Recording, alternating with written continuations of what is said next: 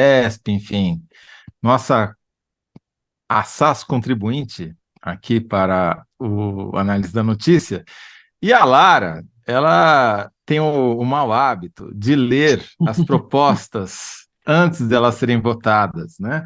E ela vai descobrindo, ela já falou aqui num programa passado sobre uma sacanagemzinha, não vamos chamar de sacanagem, mas uma mamatazinha que estava sendo tramada, e agora ela descobriu outra, na votação do Código Eleitoral.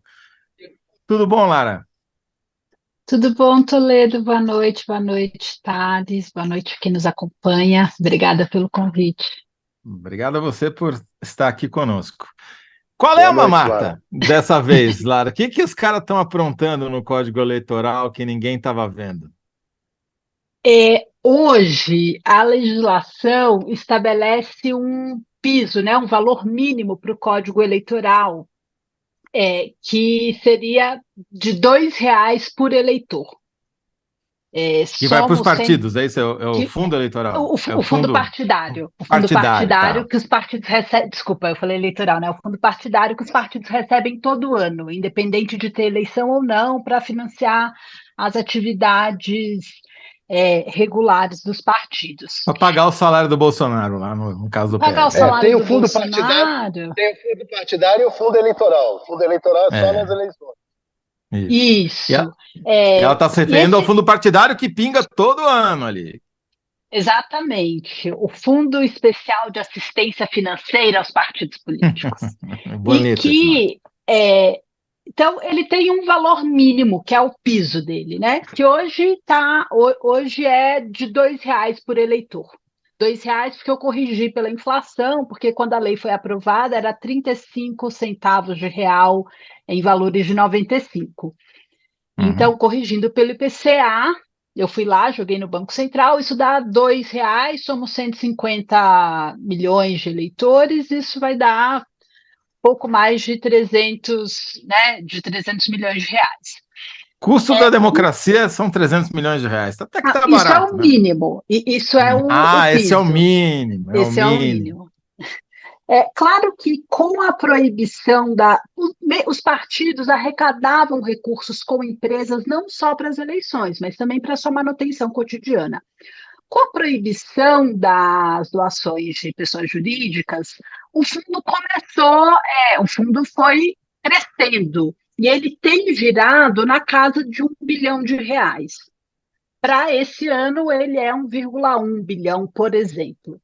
Mas a grande questão é que o que eles querem mudar na lei é fazer com que o valor do fundo do ano anterior passe a ser o piso. E o Opa, fundo não vai estar sujeito a contingenciamento em casos de contingenciamento do orçamento público. Então, a gente vai pular de um piso de 315 milhões de reais para um piso de 1,1 bilhão de reais. É, e, inacreditável. e a gente tem que pensar que a gente está passando por um processo de diminuição da quantidade de partidos.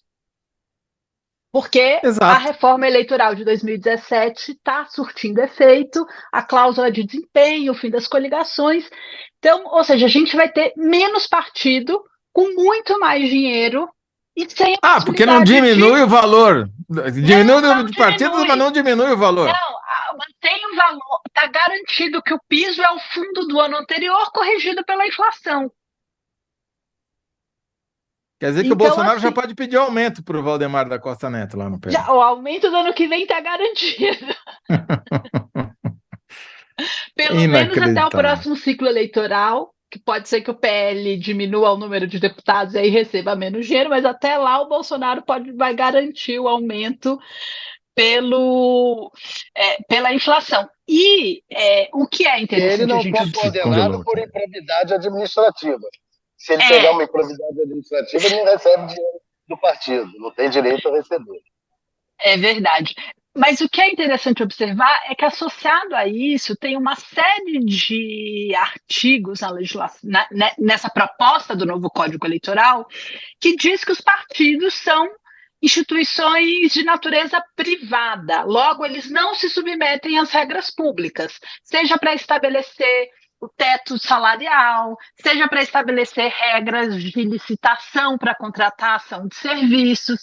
Então, eles têm garantido, sem nenhum esforço, mais de R$ 1 milhão e a única coisa que eles precisam fazer é prestar contas ali na Justiça Eleitoral e se houver alguma improbidade, essa improbidade nunca é de natureza criminal, ela é só administrativa. Então, tem várias coisas nessa proposta do novo código que a gente precisa ficar de olho, mas me pareceu escandaloso propor um piso tão alto, porque, né, a gente está falando de piso, a gente não está falando de teto. Sim. E é por isso como que é que dono tá? de partido, desculpa, que dono de partido é o maior negócio que existe no momento. Sim, Tem um caso do Ceará que o presidente regional do partido, ele começou a ter aquela briga do Ciro com o Cid, ele fez o seguinte, ele interveio em si mesmo para desfazer o diretório e fazer um diretório temporário e poder ficar com a grana do partido, continuar com a grana do partido. Quer dizer, assim, o tempo inteiro quase todos os partidos, só os partidos mais democráticos é que o presidente não gere essa grana toda, só ele. é interessante isso que você está falando, Thales, porque o efeito disso, né, somando tudo isso que a Lara explicou e com o que você acabou de dizer, é que os donos, efetivamente, dos partidos, como é o caso, por exemplo, do Valdemar da Costa Neto, no caso no PL, e do Gilberto Kassab, no caso do PSD, por exemplo, para ficar só em dois grandes, é que eles não precisam nem se candidatar mais a nenhum cargo eletivo, né? Antigamente, o cara era deputado, agora eles nem se preocupam mais com isso, porque a vida tá ganha. É O muito Valdemar mais negócio. comandava por tornozeleira eletrônica. Essa grana toda. Exatamente. O Valdemar, eu acho que não sei se já acabou a ineligibilidade dele, mas eu acho que ele nem tá nem aí para isso mais, né? Nem quer saber desse negócio, mas em que fase está essa apreciação desse novo Código Eleitoral, Lara?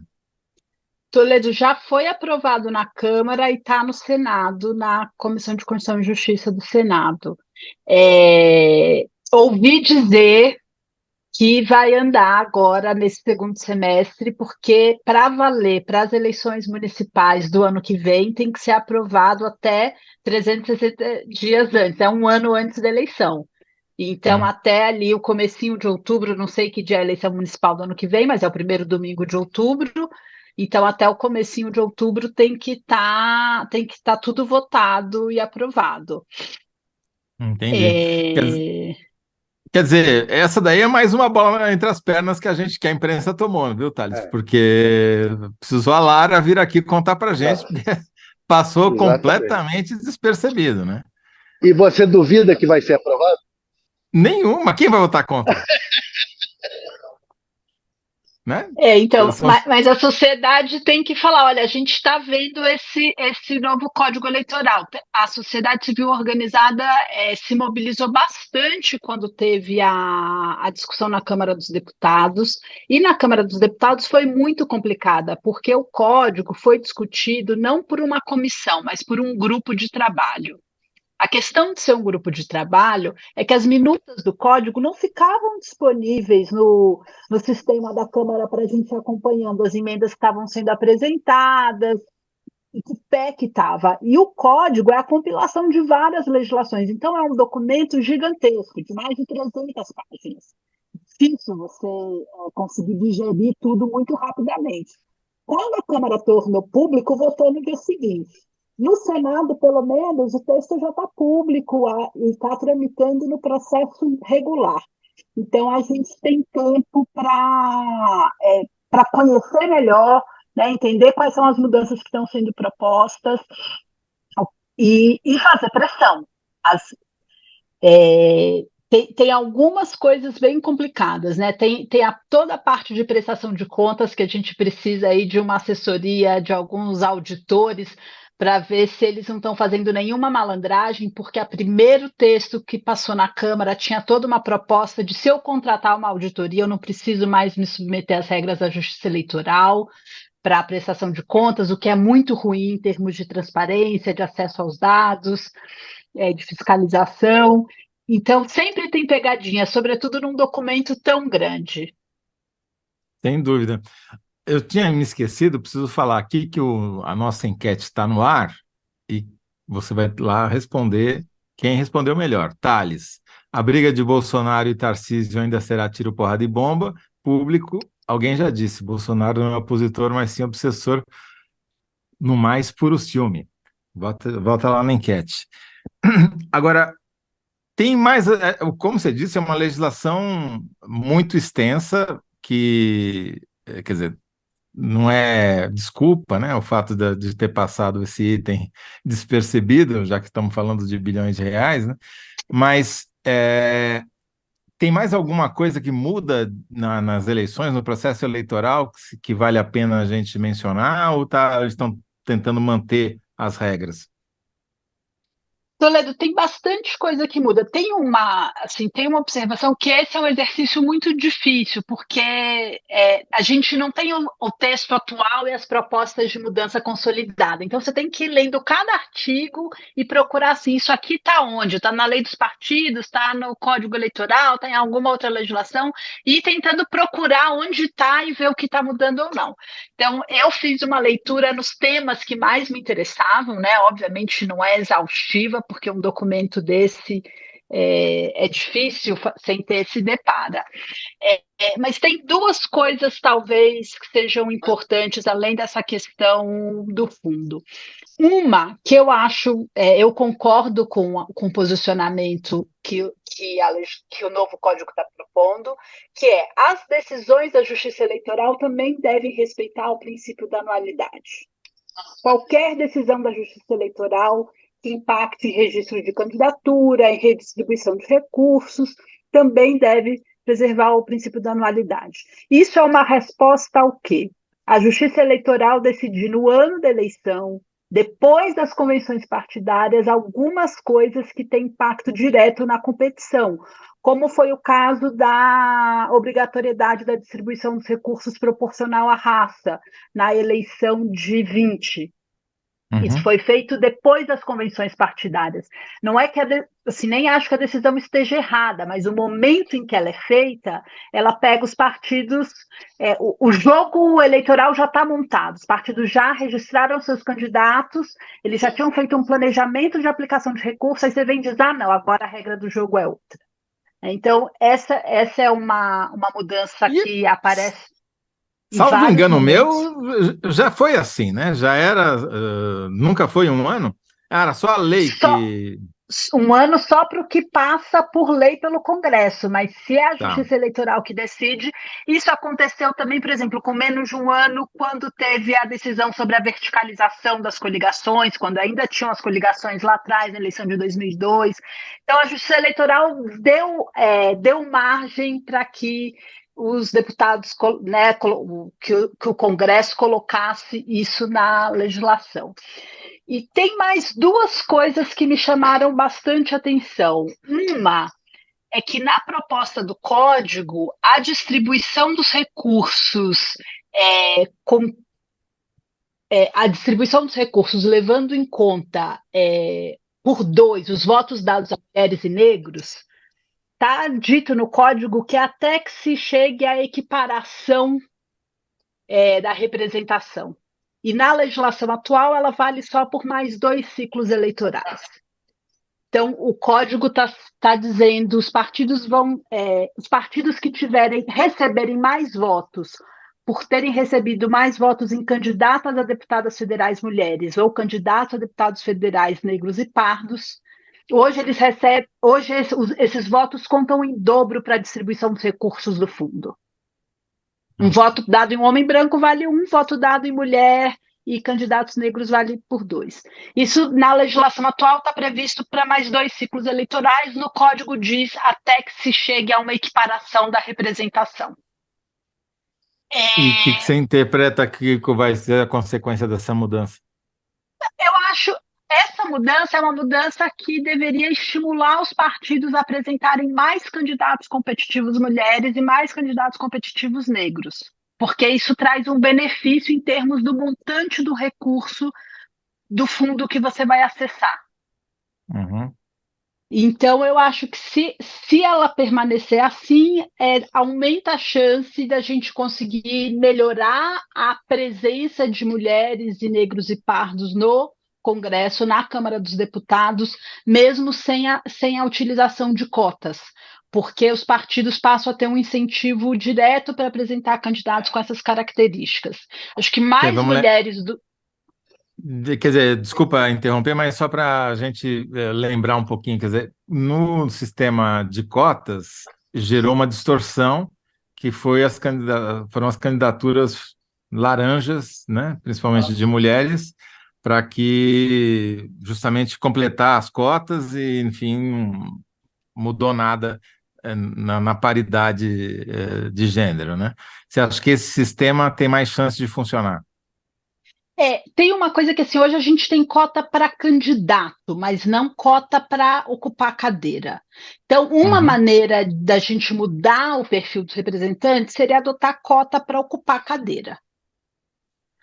Isso é muito difícil que seja aprovado, né? A gente já Sim. teve algum debate e não tem espaço.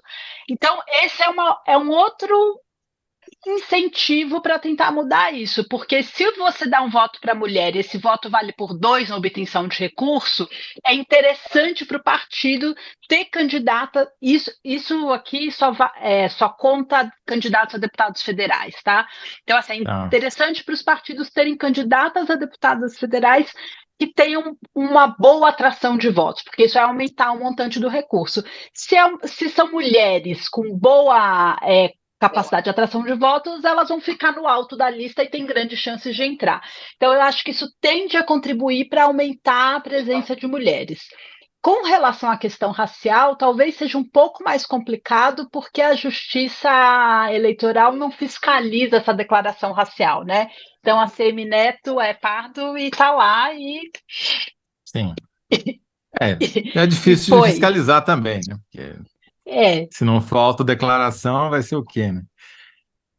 Mas, é, enfim, agora você estava falando desse negócio das mulheres, me ocorreu que agora estou entendendo por que que o Valdemar da Costa Neto faz tanta questão em promover a Michelle Bolsonaro, né?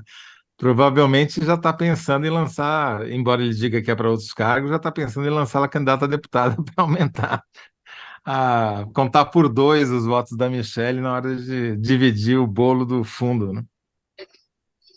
ter boas candidatas mulheres tem tanto o benefício de aumentar a quantidade de recursos que você vai receber, quanto os partidos precisam gastar no mínimo 30% com mulheres. E a Sim, gente tem, quando a gente acompanha a prestação de contas, a gente vê que muitos partidos têm dificuldade em gastar. Tanto que, da última vez que eu tive aqui, a gente estava justamente falando sobre a anistia proposta para os partidos que não gastaram esses recursos, né? exato. Então, trabalhar Michele Bolsonaro atende a vários interesses. Perfeito. E qual que era o segundo outro ponto que você falou que te chamou a O, atenção, além.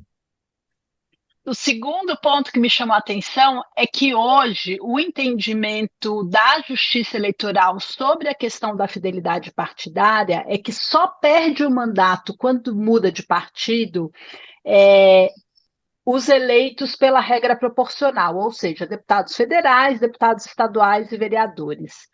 No código diz explicitamente que são todos os candidatos, independente da regra pela qual eles tenham sido eleitos. Então, se aplicaria também a senadores, prefeitos, governadores e até presidente da República, levando no limite. E está escrito lá que essa regra se aplicaria a partir da eleição de 2022. Para Então, trás? não, porque o texto foi escrito antes da eleição de 2022, Ah, né? Isso entendi. eventualmente poderia ser ajustado. Mas era para dizer quem foi eleito antes da última eleição não aplica essa regra, mas quem foi eleito a partir do próximo ciclo eleitoral, a regra se aplica. A Justiça se manifestou sobre esse caso quando a senadora Marta Suplicy mudou de partido e disse não, ela foi eleita pela regra majoritária, então o mandato é dela, não é do partido. Mas o Código tenta mudar isso, o que é um aumento de pressão, aumenta o poder dos dirigentes partidários. O que a gente está vendo, e eu não acho que é ruim em absoluto, né? Tem alguns aspectos complicados, mas é uma série de mudanças na legislação eleitoral tentando tornar os partidos mais fortes, estruturas que têm maior capacidade, que têm mais instrumentos para vigiar e punir os seus filiados. Quer dizer, se o código for aprovado antes de outubro, significa que os próximos prefeitos a serem eleitos na eleição de 2024, no ano que vem, não poderão trocar de partido depois de eleitos. Se esse artigo for mantido, é exatamente isso. Só poderão trocar naquela janela que está definida pela legislação, que é 6 meses antes da próxima eleição. Entendi. Quer dizer, fica, como você está dizendo, quer dizer, é mais poder ainda para os Valdemar, para os Kassab, para os dirigentes partidários. Mas é também mais poder para os dirigentes dos partidos ideológicos. Sim. Então não é ruim em absoluto. A gente tem que pensar que hoje as estruturas partidárias estão relativamente enfraquecidas. Isso faz com que um agente externo aos partidos, mas que tem acesso a muitos recursos, como, por exemplo, o presidente da Câmara ou do Senado, num contexto de orçamento secreto ou de poder de fazer muitas indicações no orçamento público, podem ter maior ascendência sobre a posição dos filiados aos partidos do que os próprios dirigentes partidários. E aí é mais difícil você, por exemplo, construir um governo de coalizão com base em apoios partidários. Uma das coisas que esse código, né, uma das coisas que essas mudanças que dão mais poder aos dirigentes partidários tentam fazer é equilibrar essa balança de poder. Tá certo. Agora, mudando para a gente encerrar, que infelizmente a gente já está caminhando aqui para a reta final do nosso papo, essa liberação de dinheiro por parte do... Dinheiro não, de emendas, né, parlamentares por parte do governo antes dessas votações importantes, já tinha acontecido na votação do arcabouço, está acontecendo de novo agora na votação do primeiro turno da reforma tributária. Você acha que isso daí dentro das regras que foram estabelecidas pelos próprios parlamentares, de emendas impositivas, etc., etc., muda alguma coisa no jeito como é feita a política ou só mudamos os nomes das emendas? Toledo, eu acho que assim, emenda impositiva vai ter que ser executada em algum momento ao longo do ano. Então, eu não acho que tem muito peso isso que a gente está vendo agora. É fim de semestre, o governo já tem um balanço aí da arrecadação, é natural que uma parte disso seja liberado. Senão, o governo vai juntar tudo e vai liberar tudo em outubro, em novembro, né? Sempre vai casar com alguma coisa importante que está acontecendo. Normalmente, no primeiro semestre, a execução é menor que no segundo semestre. E, sobretudo, no primeiro ano de governo, onde os ministérios estão chegando, estão entendendo o que está acontecendo. Então, eu não acho que é isso que vai mudar a regra do jogo, não. Sobre a questão das emendas, tem duas coisas para a gente ficar de olho. Uma delas quando acabou o orçamento secreto, metade do valor do orçamento secreto foi incorporado às emendas impositivas individuais, e a outra metade foi distribuída para alguns ministérios para serem alocadas mediante indicação dos deputados, né? E a maior parte do bolo foi para o desenvolvimento regional e para a saúde.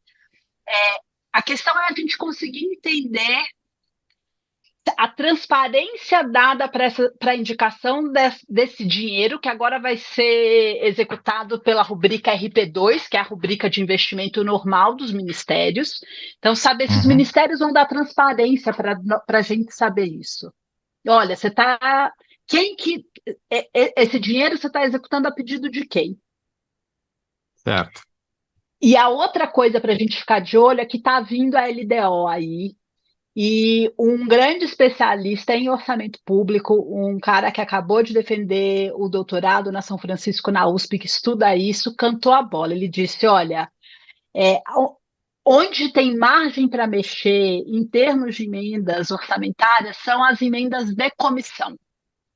A gente tem Uhum. que ficar de olho na LDO se elas não vão crescer de valor para tentar abocanhar isso que era orçamento secreto e que foi para os ministérios. A chance do Congresso tentar pegar esse montante de volta é via as emendas de comissão. Então Isso é tem que ficar de interessante olho. porque é bom saber, foi uma ótima dica, porque por enquanto o valor das emendas de comissão está bem baixo, é baixo, o que realmente o grosso está nas emendas individuais, e também teve o pagamento do resto das emendas RP9, né, das emendas de relator, chamado orçamento secreto, que o governo gastou os primeiros meses do ano pagando essa fatura, e agora que ele começou a executar o orçamento de 2023, né? Ô, Thales, antes da gente ir embora, eu sei que eu te prendi aí, mas deu para, só olhando a movimentação, teu cheiro é que vota mesmo a reforma ou Não mudou a deu. tua posição? Infelizmente Tá, não deu, porque eu estou de costas para o plenário e não tá estou certo, conseguindo saber o que está lá dentro. E tá aqui bom, não tem computador para tá botar na certo. telinha. Então tá bom, Thales, a Infelizmente não gente, a deu. gente vai confiar no seu faro do começo do programa, então, esperar que não tenha É, mudado, embora a gente saiba que aí é que nem não tem nuvem no plenário, mas é como se tivesse, né? Olha, cada vez que olha, tá exato. diferente, né? Muito obrigado, Lara. Muito obrigado pela sua participação aqui. A síntese que eu tiro dessa história aqui é mais uma mamata para garantir o que era teto virou piso no orçamento dos partidos, não é isso? É isso. Eu gosto sempre de ressaltar assim, é importante que tenha uma alocação de recurso para o funcionamento da democracia. Não é sobre Sim. isso que a gente está discutindo, mas a gente tem que discutir o tamanho do recurso e as regras sobre as quais esses recursos são executados, né? Mas Sem é dúvida. isso, o que era teto está virando piso. Perfeito. Tá ótimo, então. Muito obrigado, Lara. E assim que você descobrir a próxima, você avisa. Você volta aqui para contar para a gente, tá bom? Obrigado. Combinado. Obrigada, gente. Boa noite. É um prazer estar aqui com vocês. Boa Boa noite, noite. Lara. Muito bom. Então,